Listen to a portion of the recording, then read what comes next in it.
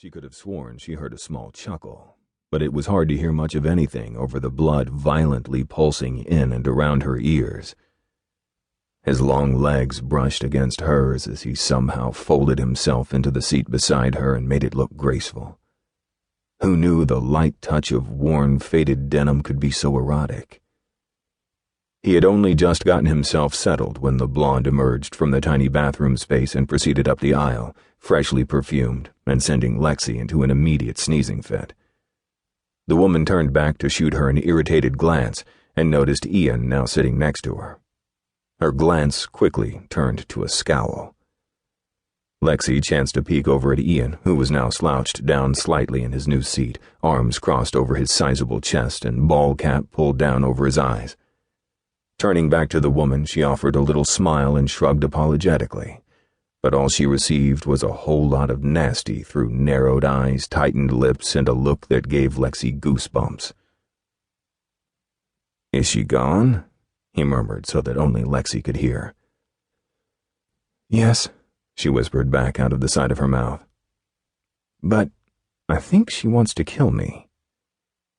"I'll protect you," he chuckled in a low, soft rumble that reminded Lexi of a tiger's purr and set scores of butterflies alight in her core. She shifted so his broad shoulders touched hers, inclining his head toward her. He inhaled deeply, a smile curving those sinfully wicked lips. "Ah, much better. Thanks." A few minutes later, the steady rise and fall of his arms across his chest suggested that he'd fallen asleep. Lexi finally started breathing normally again. For as long as she could remember, Ian Callaghan had had that effect on her. Apparently 10 years and 1,200 miles had done little to dampen it. She took the rare opportunity to study him discreetly. If she did it right, she figured, she could use what she saw as fuel for several weeks' worth of late-night fantasies at least. Because that's all they would ever be. Fantasies. He was harder looking than she remembered. Darker, leaner, more muscled, more of a man, less of the boy he had once been, though there was still a roguish playfulness about him that she was sure had convinced a lot of girls to play naughty over the years. Lexi had always been one of the good girls, but the funny thing was, something about being so close to him made her want to be naughty too. She was able to discern the bottom of a tattoo extending just beyond his short sleeve. Of course, the Callaghan crest. She remembered Kieran going on and on about it, how he couldn't wait until he was 18 so he could get one too. Each of the Callaghan brothers sported the ink, customized with a design that symbolized their particular skill. Kieran wanted a dragon, something to indicate his passion with martial arts. She wondered what Ian's was.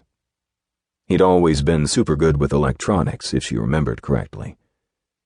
He smelled better than she remembered too, and that was a bad thing because even back then there was something about him that seemed to throw girls into instant heat.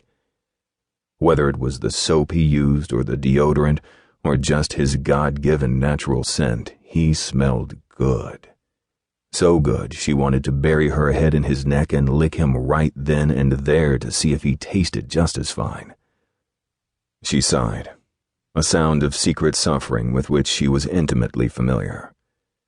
Ian neither recognized nor remembered her. That much was obvious. She wasn't sure if she should be flattered or insulted.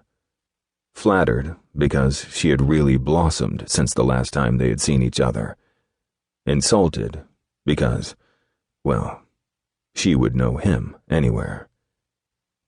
But then she already knew Ian had never been interested in her. Even if she hadn't been a couple of years younger than him, she had never really been his type. On the plain side of being considered pretty, she was quiet and shy, the type of girl no one noticed unless she did something to put herself on the radar.